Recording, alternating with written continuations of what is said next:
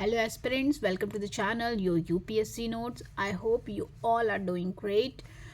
Today I have got this constitutional provision for judicial review topic. This is a part of the topic judicial review which I have been covering since my past two videos. This is in continuation with in that, and it's a polity topic. So let us see what are the constitutional provisions for judicial review. JR is judicial review.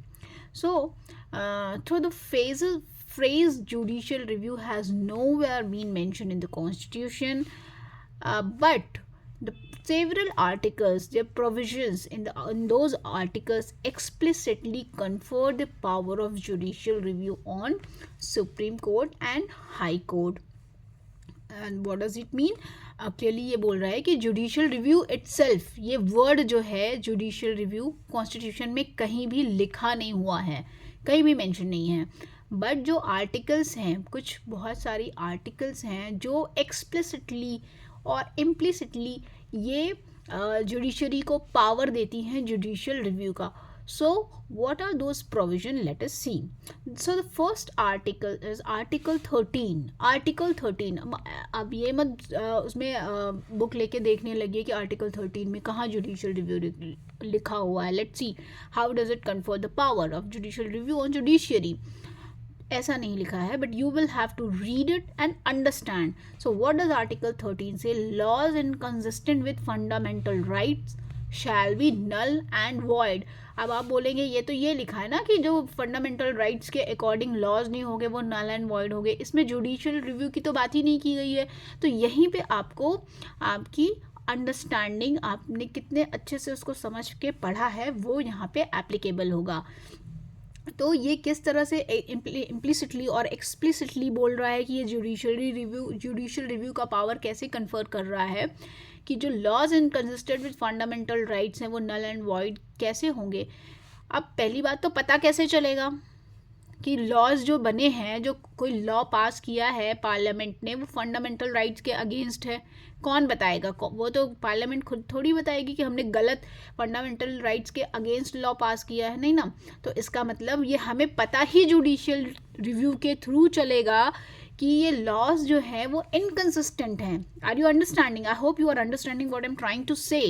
कि जब judicial review होगी, judiciary उसको review करेगी through the power of judicial review, तभी तो पता चलेगा कि वो लॉज फंडामेंटल राइट्स के इनकन्सिस्टेंट हैं, वो कॉन्स्टिट्यूशन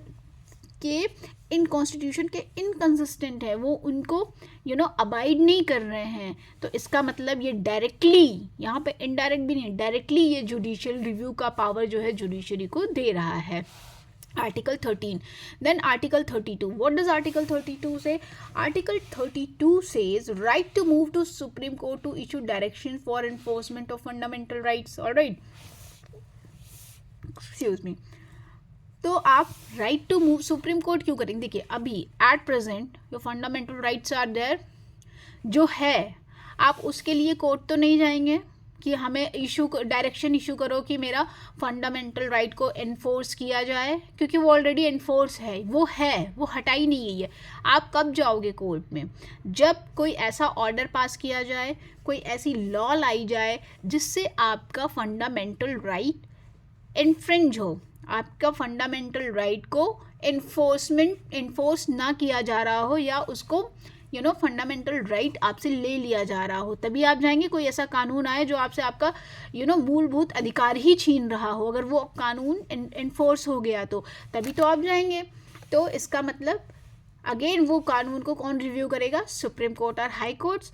तो again this article is also in this way, this article is also giving power to the right to judicial review power to the judiciary. Article 32. All right. Then Article 131. What does it say? Original jurisdiction of Supreme Court in center, state and interstate disputes. जो centre और state और among the state जो disputes होती हैं, अब dispute है तो पता कैसे चलेगा कि डिस्प्यूट है या कौन सही है कौन गलत है उसको रिव्यू कौन करेगा? वो डिस्प्यूट लेके जाएंगे कहाँ? ऐसा थोड़ी है कि सेंटर और स्टेट अपने दोनों ही कॉन्स्टिट्यूशन की बुक लेके बैठ जाएंगे और पढ़ेंगे, अच्छा ये कैसा है, हम खुद ही से रिव्यू कर लेते हैं, कॉन्स्टिट्यूशन से चेक कर लेते हैं। नहीं, there has to be a third party, that is judiciary, they will go to the court. तो वहाँ पे वो जब कोर्ट उनको उनके डिस्प्यूट को देखेगा मतलब रिव्यू करेगा। Again this is the power of judicial review. जो ओरिजिनल ज्यूरिसडिक्शन होती है इसमें सुप्रीम कोर्ट की, when there are dispute between among the states और between centre and state, article 131।